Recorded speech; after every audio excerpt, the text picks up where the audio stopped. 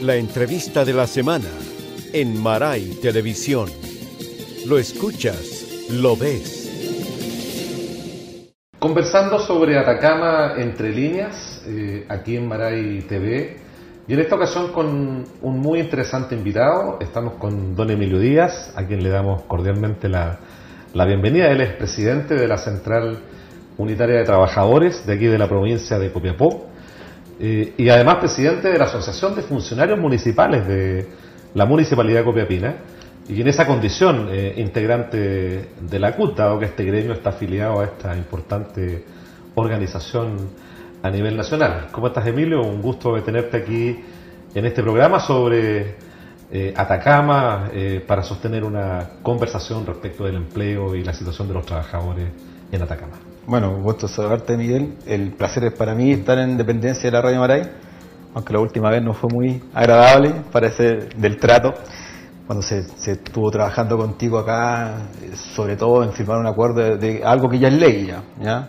Una ley de nuestra región, pero con un tema muy interesante con respecto a la mirada mía y la mirada de la Central Unitaria con respecto a los trabajadores.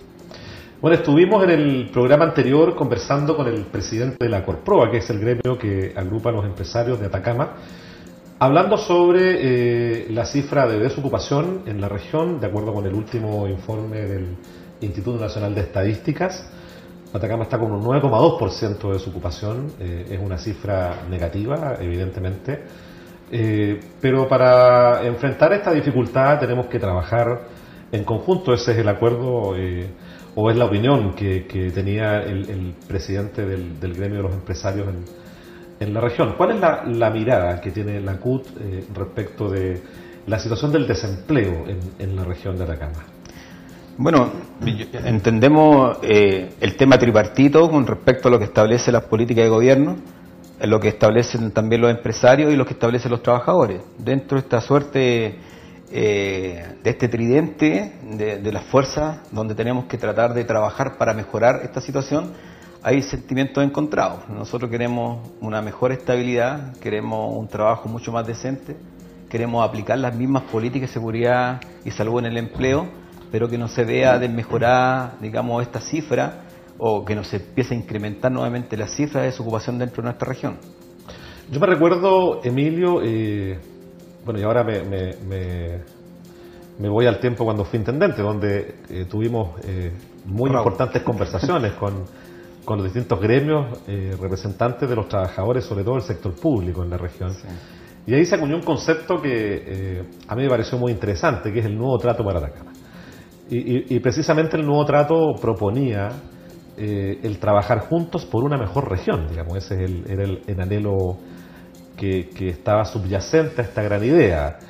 Si bien toda la atención se la llevó el Bono Atacama y esa reivindicación histórica de los trabajadores del sector público, pero también la propuesta del nuevo trato incorporaba obras públicas para Atacama, reactivación económica, abordar el tema del agua como un tema estratégico, hacernos cargo de la situación de la construcción en materia de vivienda, proyectos muy interesantes que también tienen un impacto en la generación de empleo en la región. Y la pregunta es si ese anhelo está todavía vigente. ¿En qué está eso? Porque tú acabas de mencionar la importancia del trabajo tripartito, del diálogo, para hacernos cargo de los problemas urgentes que tiene Atacama. El tema está en camino, y creo que viene encaminado si las autoridades actuales entienden cuál es el propósito del trato de Atacama, ¿ya? Que trasciende el tema vinculante político del gobierno actual, digamos, porque es un tema que no trabaja solamente con la parte pública. Los trabajadores públicos, amparados también por la organización de la Central Unitaria, logró un cuarto articulado dentro del proyecto de ley, que era un estudio de realidades regionales. Y en el caso nuestro se eligieron cuatro grandes metas para poder abordarla en forma directa, que era el tema de la vivienda, la salud y la educación, y medio ambiente, ¿ya? Pero como teníamos inconvenientes por el tema de estos patrones de consumo a nivel nacional, tuvimos que dejar el agua como un elemento individual, sino que lo consideramos como medio ambiente, porque los bidones nuestros de agua no están en todas las regiones del país.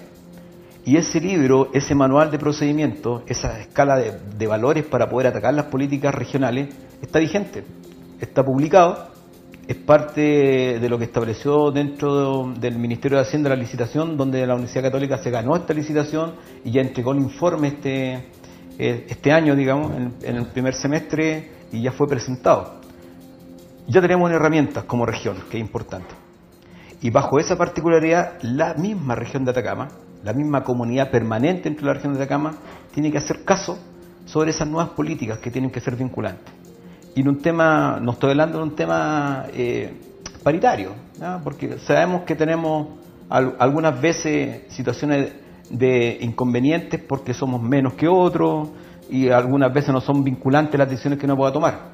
Pero lo importante en este sentido es que hoy día se está conformando los consejos regionales consultivos y que son estos tripartitos. Donde ya hemos trabajado con la Corproa, como esta oportunidad, o con la Cámara Chilena de la Construcción, donde nosotros ponemos también nuestro énfasis. La parte minera es mucho más complicada, ya porque por el tema de los turnos, nosotros somos unos fieles defensores de que lo que se hace en la región se quede en la región. Y eso tú lo sabes de buena fuente en ese sentido. Y la pelea para las empresas que están cercanas, que tengamos un turno 5x2, para nosotros es súper importante. Por eso la región es la que se ve beneficiada.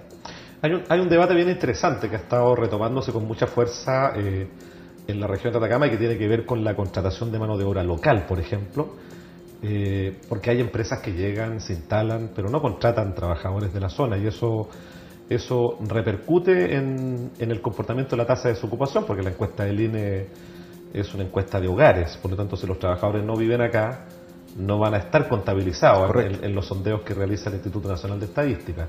Y eso tiene que ver también con el nuevo trato para Atacama.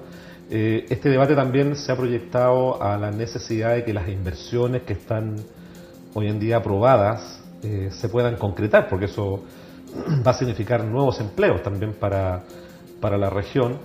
Y algo que también está presente en Atacama, que tiene que ver con las obras públicas, veíamos cómo el gasto público está con un nivel de retraso importante. Esto ha sido histórico en Atacama. Yo no quiero solamente circunscribirlo a la realidad de este año. Siempre ha habido dificultades para gastarse los recursos públicos en la región, sobre todo en la primera parte del año.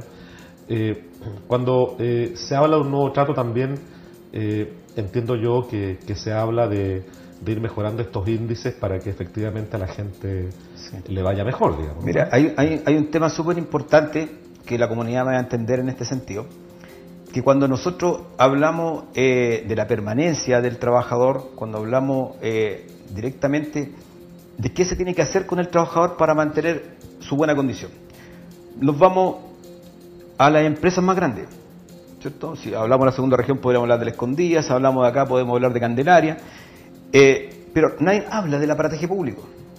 Y resulta que la empresa más grande de Chile es el municipio. Es que la puerta de entrada son 345 municipios en el país. Tenemos 9 municipios dentro de la región. Tenemos 2.000 trabajadores en cada municipio. Dependen de las mutualidades, no solamente la parte minera. Y quienes aplican las políticas públicas son este aparataje de trabajadores, donde subieron desvinculados un 23%, que es una alta cifra. Pero también subieron los informales, que son donde entran a gestionar en los municipios su pequeña empresa, su formalidad de trabajo informal. Entonces tenemos que darnos cuenta hoy día de que si bien somos parte del trabajador, tenemos que defender también la fuente de trabajo. Pequeños restaurantes que hace 5 años atrás tenían 2 garzones, tenía gente que eran pañoleros, coperos, hoy día están prestando un servicio bajo internet y entregan a domicilio, no pagan patente, y viene una suerte informal que no está haciendo presa este tema. Entonces, esta situación informal no mira clase y no mira género, porque la gran minería obviamente son hombres, pero la tasa de desocupación en esta región casi los 2 dígitos en varones, y quienes nos están apoyando a bajar esa cifra de 2 cifras son las mujeres, que tienen menos tasa de desocupación que los propios hombres.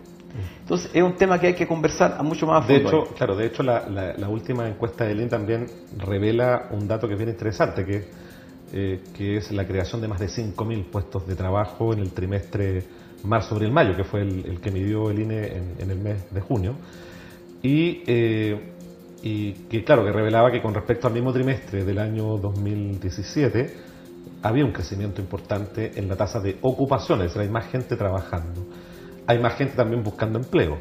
Pero otra cosa es las características de ese empleo, como tú bien Sí. lo señalas, ¿cierto? Porque puede ser empleo informal o lo que se llama trabajador por cuenta propia, que a veces no cumple con los estándares que hoy en día se exige a un empleo digno, que es también una demanda muy importante que ha estado liderando la Central Unitaria de Trabajadores. Correcto. Junto con el aumento del sueldo mínimo. Entonces, ¿en qué está ese proceso, Emilio? ¿Ah? El proceso está en marcha, estamos sociabilizando el tema. Quiero también informar que el 23 de agosto cumplimos 30 años de la CUT reformada, digamos, donde pasamos a ser la Central, digamos, Unitaria de Trabajadores y dejamos de ser la Central Única, pero somos la más representativa a nivel nacional. Y se está trabajando en eso. Entonces, la pregunta sería, o mi respuesta, ¿qué pasa con el salario mínimo con esos 5.000 puestos? ¿Van a bajar esos cupos de 5.000 porque queremos un sueldo de 420 como sueldo mínimo? ¿Se van a mantener los 5.000? ¿O vamos a transparentar las cifras de las empresas para poder establecer cuál es su rentabilidad para decir que, ojo, no ganan un 23%, ganan un 22,5% y mejoran el sueldo mínimo? Porque de acuerdo a la estadística que nosotros manejamos, un tercio de las empresas en Chile trabajan con sueldos mínimos. Los 2/3 no trabajan con sueldo mínimo. O sea, a tu juicio o a juicio de la CUT, ¿es perfectamente compatible un mayor crecimiento de la economía con una mejoría en el salario mínimo? Sí. A nivel de país, en las cifras que ustedes están planteando, ¿no? Claro, para la gente me trato de explicar con mis palabras. No es que yo esté en desacuerdo con el reajuste. Yo estoy de acuerdo con un salario digno. Entonces, lo que puedo gastar yo en una demanda de un reajuste favorable, en la cual en forma porcentual voy a gastar mucho más plata en sueldo sobre 1,5 millones, al tener un salario mínimo más decente, me interesa en segunda manera el reajuste, porque tengo que ser consecuente con lo que hago y con lo que practico. Entonces, cuando yo hablo del salario mínimo, hablo solamente de la situación vinculante a familias que están en el último quintil, o sea, los más pobres, donde una familia de 4,7 personas en la región de Atacama, que es el promedio, trabaja una persona, y ese salario se divide en la cantidad de personas que viven en ese hogar. Y esas condiciones de esas personas son los mínimos. Si yo hablo de un reajuste de un 5%, así como estuvo el año pasado al 3,1 o al 3,2, esa diferencia de 1,8 puntos es mucho más plata en sueldo superior a 1,5 millones que establecer una mejor calidad de un sueldo digno a través de un salario de 420. No sé si me explico. No, absolutamente. Bueno, Emilio, tú sabes que el tiempo es oro en televisión. Te agradecemos tu participación en este programa de conversación. Te vamos a invitar para un nuevo programa porque efectivamente la situación del empleo, la empleabilidad, el debate respecto del salario mínimo da para conversarlo en más de un programa y creemos que la opinión de la CUT, en este caso tú como presidente, es muy relevante. Así que nuevamente gracias por acompañarnos y seguiremos conversando sobre esto y otros temas aquí en Maray TV, hablando sobre Atacama Entre Líneas. Maray Televisión. Lo escuchas, lo ves.